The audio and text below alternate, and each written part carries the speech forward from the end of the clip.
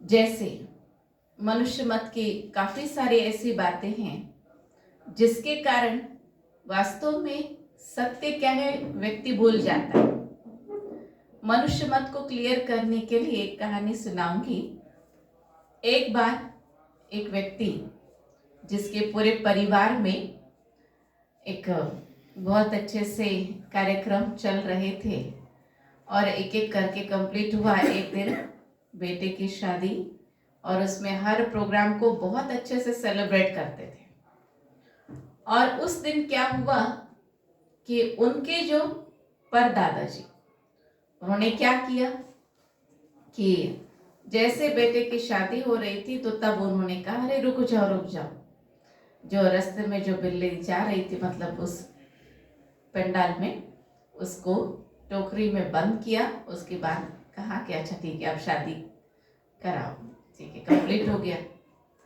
फिर उनके बेटे की शादी में भी ऐसे ही हुआ, तीसरे शादी में ऐसा करके हर पीढ़ी दर पीढ़ी में जो है क्या हुआ, बिल्ली को टोकरे में बंद किया, उसके बाद ही उनकी शादी संपन्न। तो वही जैसे ही परदादा जी, फिर दादाजी, फिर पिताजी, फिर उनका वो बेटा, फिर उनके बच्चे, उनके पोते धोते, तो जो इस प्रकार करते करते करते एक समय ऐसा आया कि उनके आसपास भी कहीं पर कोई गांव में भी बिल्ली नहीं। अब क्या करें, बिल्ली नहीं मिली ना, तो उन्होंने बिल्ली की जैसी मूर्ति बना के रख करके टोकरी बंद कर दी, फिर शादी संपन्न कर दी।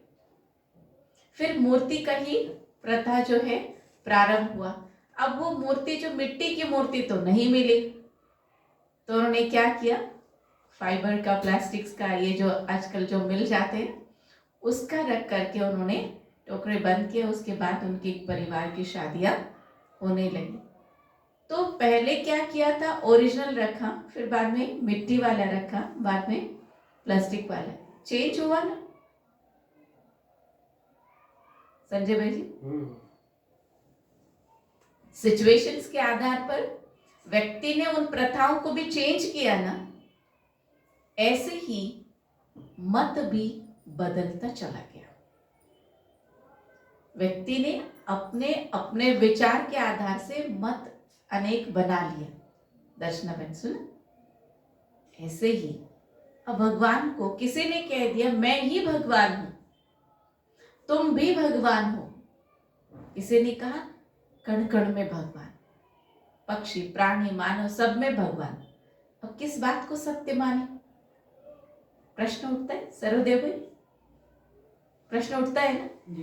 इतनी सारी बातें सब लोगों ने कह दी हैं, कौन सा है सत्य? सत्य क्या है? तो सत्य यही है कि परमात्मा उसको कहा जाए जो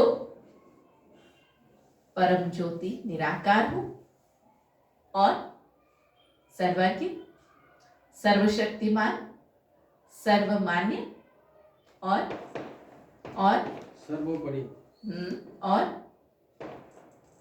जो दुखों से मुक्त, दुख सुख से न्यारे भी हैं और सबके दुख दूर करने वाले भी।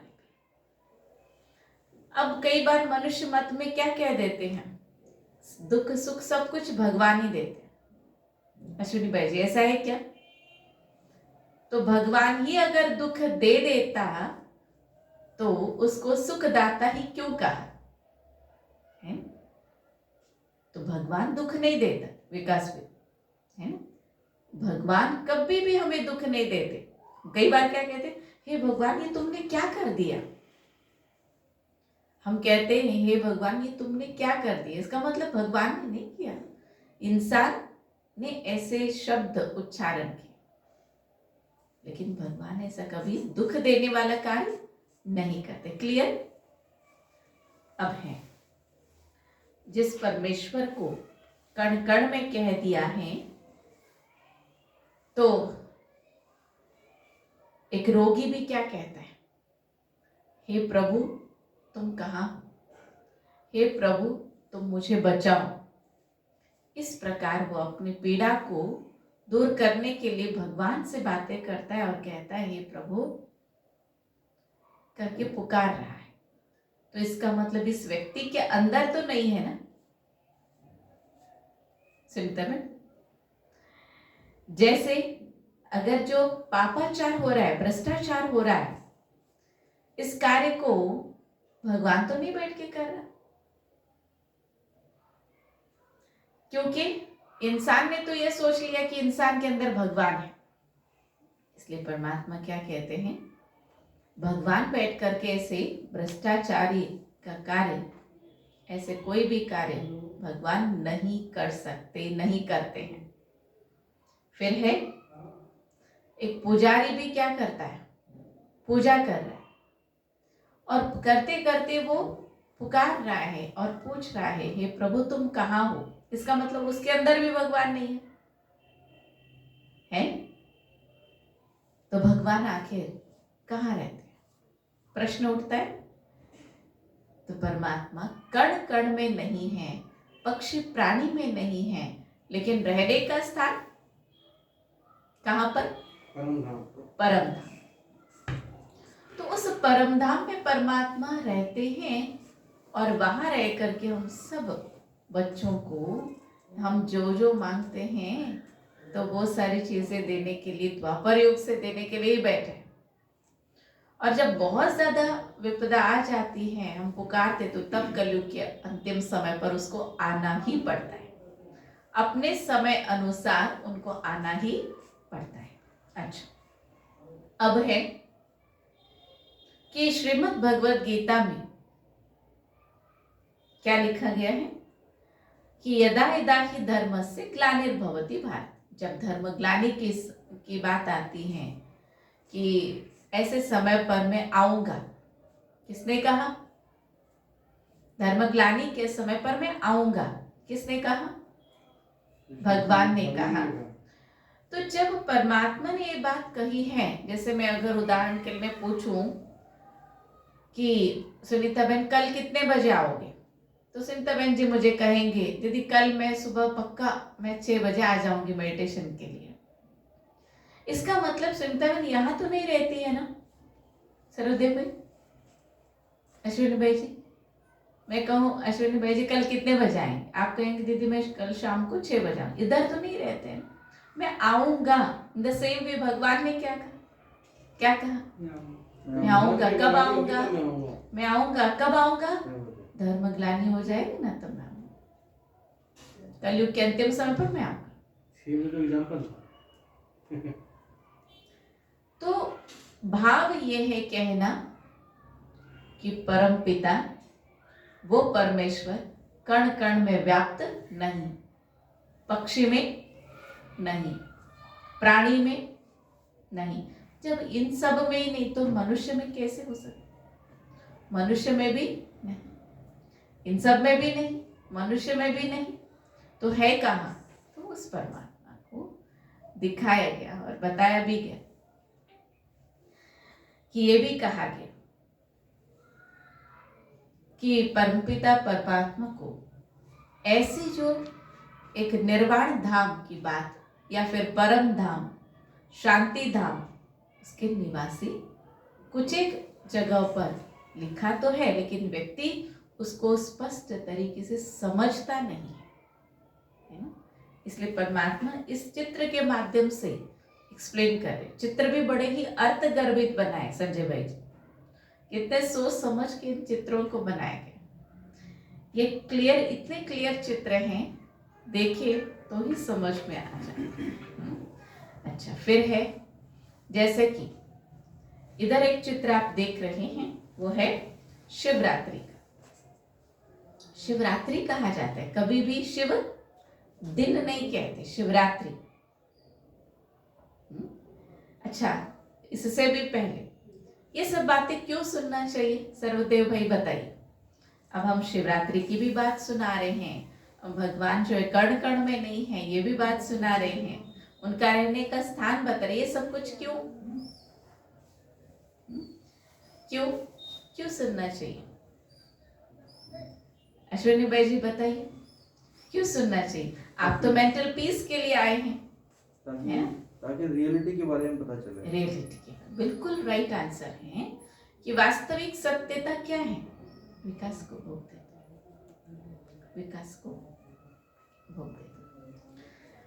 तो इस प्रकार यहाँ पर आप देखते हैं शिवरात्रि, शिव दिन नहीं लेकिन शिवरात्रि मतलब रात्रि के समय पर परमात्मा थे। कौन सी रात्रि? वो है अज्ञानता की रात्रि, अज्ञानता की रात्रि। वो अज्ञानता क्या है? तो परमात्मा कहते हैं इस समय पर हर एक इंसान जो विकारों में ग्रसित है वो अज्ञानता है।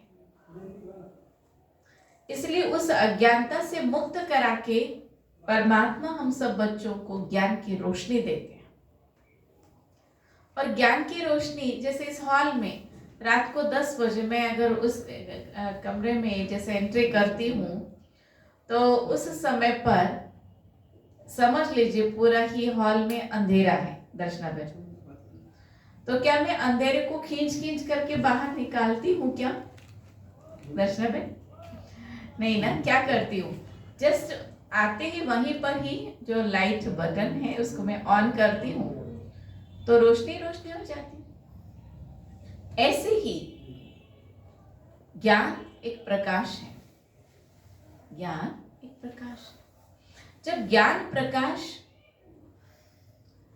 जो चारों ओर फैल जाता है, ज्ञान की रोशनी, तो जिसके कारण अंधकार आप ही समाप्त हो जाता है। अंधकार को खींच खींच के भगाने की बात नहीं है लेकिन आप पे ही भाग जाता है, लेकिन रोशनी की जरूरत है।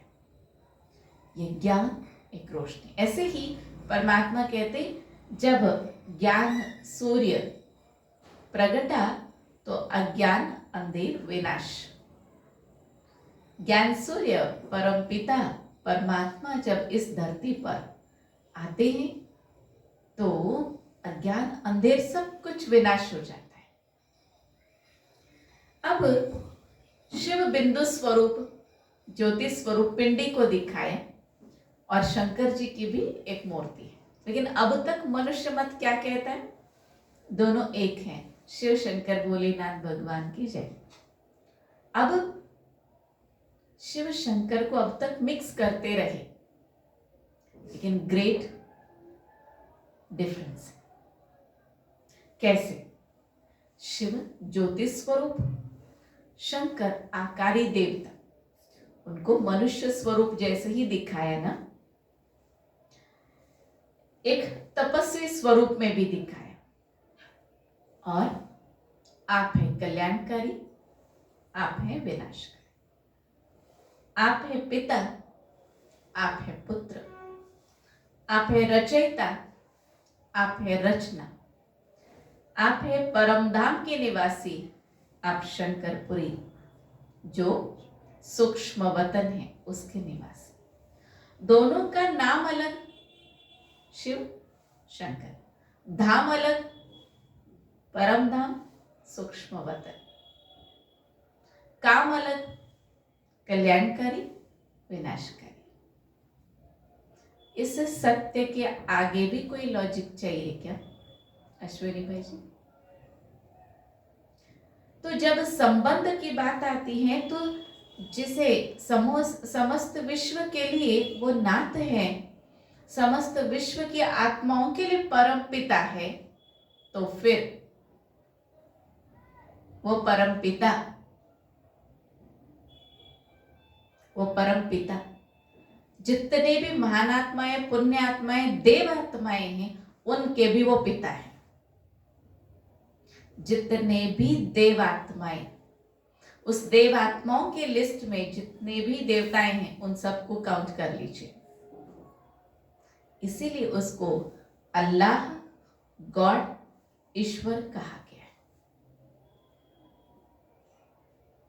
है ना।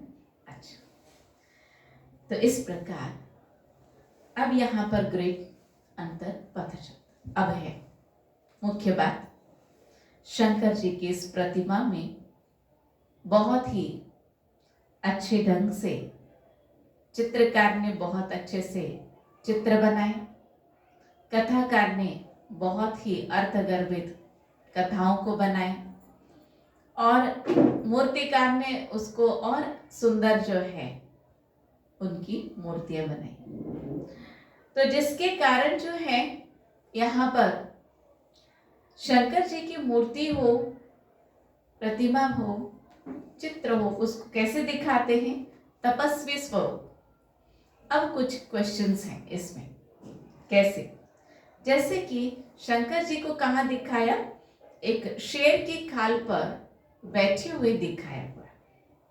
अब प्रश्न है, शेर की खाल पर वो बैठ के तपस्या कर रहे सर्वदेव भाई, क्या शेर को मारकर उसकी खाल को लाके उस पर बैठ के, या फिर मरे हुए शेर के खाल को ला करके उसके ऊपर तपस्या के लिए बैठे?